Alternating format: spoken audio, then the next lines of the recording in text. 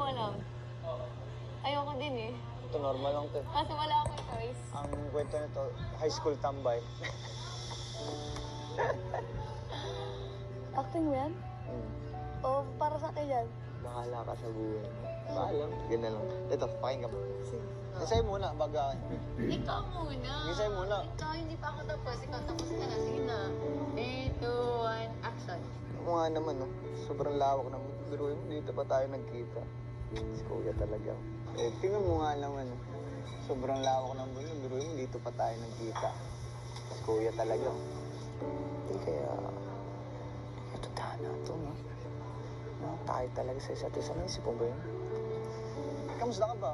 Kamusta? May nagmamayari na ba nun? Meron?